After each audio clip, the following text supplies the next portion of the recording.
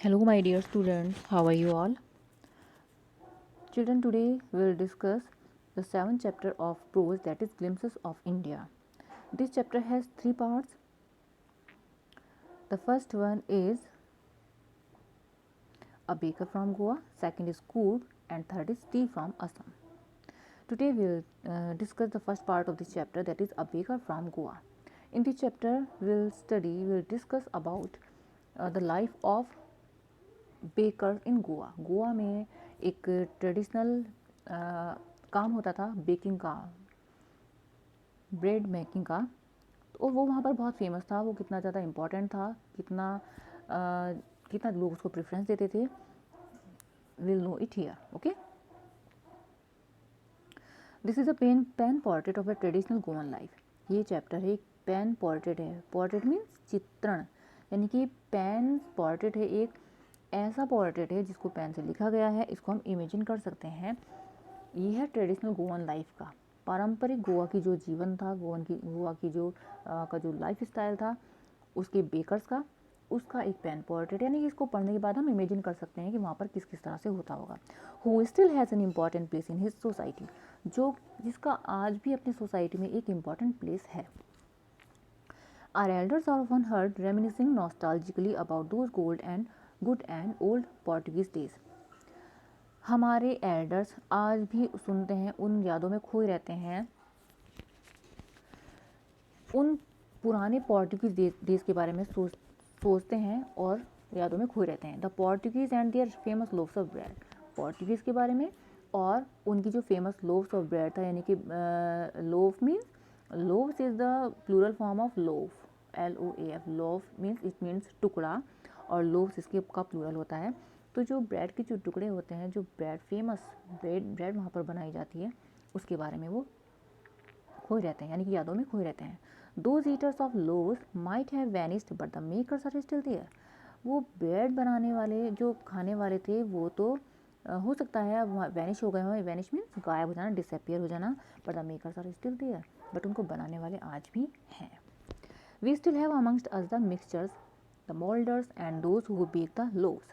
आज भी हमारे बीच में मिक्सचर्स हैं, मोल्डर्स हैं, और वो लोग हैं जो ब्रेड को बेक करते हैं। अब ये मिक्सर, मोल्डर्स और बेक क्या होता है? कोई काम करने का एक प्रोसीजर होता है, स्टेप बाय स्टेप किया जाता है। तो जो ब्रेड है, जो मिक्सर से जिस चीज़ से बनती है, उसको मिक्स करना, उसको मिक्स करने वाले अलग होते थे, उसको मोल्ड करने वाले भी अलग होते थे, और उसको बेक करने वाले भी। यानी कि काफ़ी लोग होते थे जिनका काम अलग अलग तरीके से उनको डिवाइड किया जाता था। Those age old time tested furnace still exist. सालों पुरानी, यानी कि युगों पुरानी, सदियों पुरानी जो टाइम टेस्टेड फर्नेस है, फर्नेस मीन्स भट्टियाँ। अब टाइम टेस्टेड क्यों कहा है? Time tested in the sense कि वो अपने समय में बहुत ज़्यादा वेल नोन रही है, बहुत फेमस रही है। लोग वहाँ पे आते थे और ब्रेड वगैरह परचेज करके जाते थे। वो आज भी, उनकी उपस्थिति आज भी है, यानी कि उनकी एग्जिस्टेंस आज भी है। The fire in the furnace has not yet been extinguished. आज भी उन भट्टियों की आग बुझी नहीं है। The third and jingle of the traditional bakers bamboo heralding his arrival in the morning can still be heard in some places. Third means ठग ठग इज अ साउंड। ये बांस को जब हम लगाते हैं ज़मीन पर, तो जो आवाज़ निकलती है, दैट इज़ कॉल्ड थर्ड। तो सुबह सुबह जब वो बैम्बो को लेकर आता था, उसकी जो साउंड थी थर्ड थर्ड की, वो एक अनाउंसमेंट होती थी उसके अराइवल का, कि मैं आ गया हूँ। जिस तरह से किसी के आने पर कोई बेल वगैरह बजती है, समथिंग लाइक दैट। तो वो आवाज़ आज भी सुनी जा सकती है कहीं कहीं पर, किसी किसी स्थान पर उस आवाज़ को आज भी सुन सकते हैं।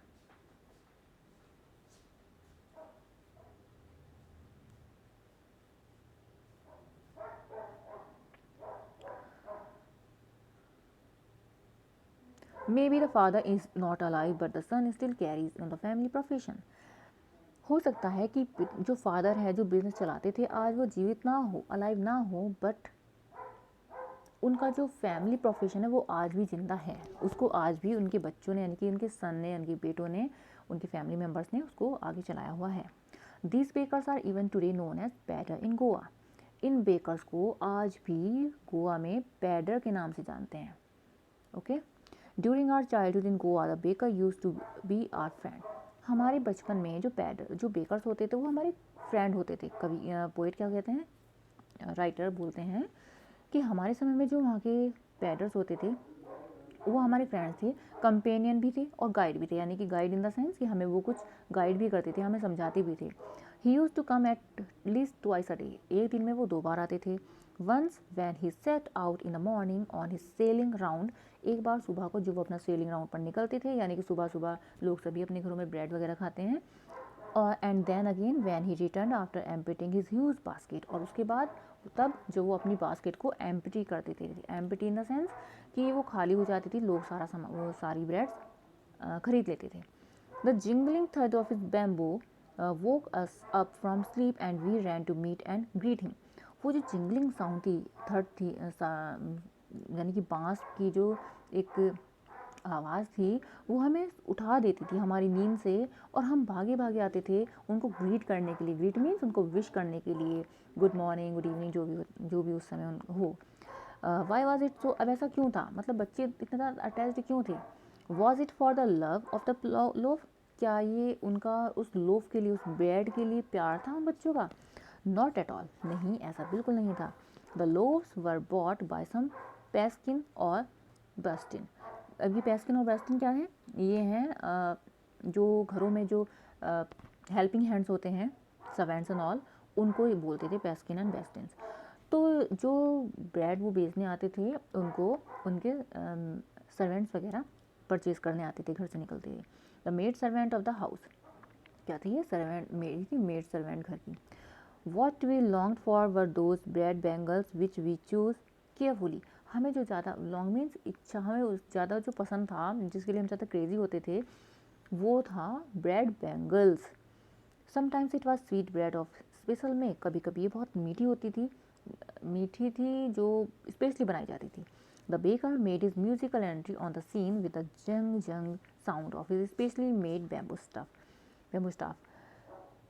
बेकर के पास एक बेकर एक म्यूजिकल एंट्री करता था, यानी कि जब वो बेकर आते थे तो आने पे उनकी एक साउंड आती थी, और वो थी जंग जंग की साउंड थी, यानी कि बांस में उनके कुछ आवाज़ निकलती थी। One hand supported the basket on his head and the other bang the bamboo on the ground. एक हाथ से वो जो उनकी बास्केट थी उसको सपोर्ट करते थे, दूसरे को बांस को ज़मीन पर देकर मार देते, यानी कि उसकी सपोर्ट से चलते भी थे, और उनको थोड़ी सपोर्ट भी मिलती थी क्योंकि उनके पास बास्केट का बर्डन होता था, और उससे वो साउंड भी निकलती थी जिससे कि लोग बाहर सुनकर आ जाते थे। He would greet the lady of the house with good morning. वह घरों की लेडीज़ को ग्रीट करते थे, विश करते थे good morning, and then place his basket on the vertical bamboo. और तब एक वर्टिकल बैम्बू पर, यानी उस बैम्बू पर अपनी बास्केट को थोड़ा सपोर्ट करके रोक देते थे। We kids would be pushed aside with a mild rebuke and the loaves would be delivered to the servant. हम बच्चों को एक माइल्ड रिब्यूक, यानी कि हल्की सी मीठी सी डांट, रिब्यूक मीन्स डांट ना फटकारना, एक छोटी सी हल्की फुल्की हमें डांट डपट मिल जाती थी और हमें हटा दिया जाता था वहाँ से, और तब वो सर्वेंट्स को डिलीवर करती थी वो bread. But we would not give up, but हम हिम्मत नहीं हारते थे। We would climb a bench और the parapet and peep into the basket. हम क्या करते थे, राइटर बताते हैं कि हम बच्चे क्या करते थे, एक्चुअली वो अपने चाइल्डहुड की बात बता रहे हैं। वो कहते थे कि we would climb a bench, हम किसी बेंच के सपोर्ट से के सहारे उस पर चढ़ जाते थे, या फिर किसी वॉल, पैरापेट मीन्स दीवार एंड ऑल, किसी वॉल के सहारे, और फिर हम उसको and peep into the basket, और हम तब उस बास्केट में झांकते थे। Somehow I can still recall the typical fragrance of those loaves. आज भी मैं उस टिपिकल फ्रेग्रेंस मीन्स खुशबू, वो जो स्मेल थी आज भी उसको मैं महसूस कर सकता हूँ। Loaves for the elders and the bangles for the children. अब बड़ों के लिए क्या थी, बड़ों के लिए थी लोव्स, और जो छोटे बच्चे थे उनके लिए होती थी बैंगल्स।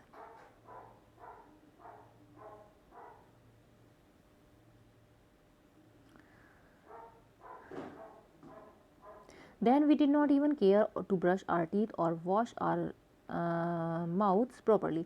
हम जब वो आ जाते थे तो बच्चे इतने ज़्यादा एक्साइटेड हो जाते थे, यानी वो राइटर कहते हैं कि हम बच्चे इतने एक्साइटेड हो जाते थे कि हमें हम we didn't care about brushing our teeth and washing our mouth. सुबह उठने के बाद हमें अपना मुंह धोना है या फिर दांतों को ब्रश करना है, हमें ये भी परवाह नहीं होती थी। एंड वाई शुड वी, और हम करते भी क्यों, क्यों करना चाहिए।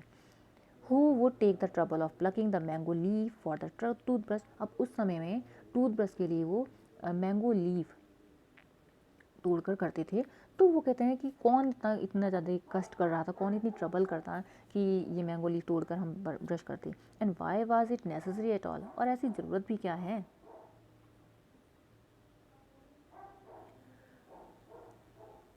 The tiger never brushed his teeth. Tiger तो अपने दांतों को कभी ब्रश नहीं करता। Hot T could wash and clean up everything so nicely after all. अब राइटर यहाँ थोड़ा सा फनी वे में बोलते हैं कि जो टाइगर है वो कभी अपने दांतों को ब्रश नहीं करता है, जो गर्म चाय जाती है मुंह में तो उससे सब वो वॉश आउट हो जाता है। Marriage gift are meaningless without a sweet bread known as a bol. Marriage यानी कि शादियों में जो गिफ्ट दिया जाते थे उनको बोलते थे बोल। जस्ट एज अ पार्टी और अ feast loses it's charm without bread. कोई भी पार्टी या फीस्ट यानी कि भोजन वगैरह जो कराया जाता था तो वो तो ब्रेड के बिना इनकम्प्लीट था। यानी कि राइटर बताते हैं कि दैट वाज सो इम्पॉर्टेंट कि अगर किसी की पार्टी में वो ब्रेड नहीं है, बोल नहीं है, तो उसको मीनिंगलेस समझा जाता था कि ये तो इन्होंने कुछ किया ही नहीं। Not enough can be said to show how important a baker can be for a village. किसी गाँव के लिए एक बेकर कितना इम्पॉर्टेंट है ये बताया नहीं जा सकता, यानी कि वो बहुत ही ज़्यादा इंपॉर्टेंट होता था। The lady of the house must prepare sandwiches on the occasion of her daughter's engagement. किसी लेडी की अगर डॉटर की इंगेजमेंट होती थी तो उसको सैंडविचेस प्रिपेयर करने होते थे। Cakes and bolinhas are a must for Christmas as well as other festivals. Cakes और बॉलिनाज क्रिसमस फेस्टिवल्स, क्रिसमस के लिए और फेस्टिवल्स के लिए होते थे। यानी कि ये भी एक ये जो ब्रेड थी ये भी इसके एक वही था, एक वे था। This were also kind of bread, यानी कि सभी बेकिंग में ही आते थे, cakes, bolinhas and sandwiches and all. Thus the presence of the baker's furnace in the village is absolutely essential. इस तरह से किसी गांव में बेकर की फर्नेस यानी कि भट्टी का होना बहुत ही ज़्यादा इम्पॉर्टेंट था। यानी कि घर में कोई फंक्शन है, कोई भी इम्पोर्टेंट कोई डे है, कोई फेस्टिवल एंड ऑल कुछ भी है, तो उसमें ये इनकी प्रेजेंस मस्ट थी।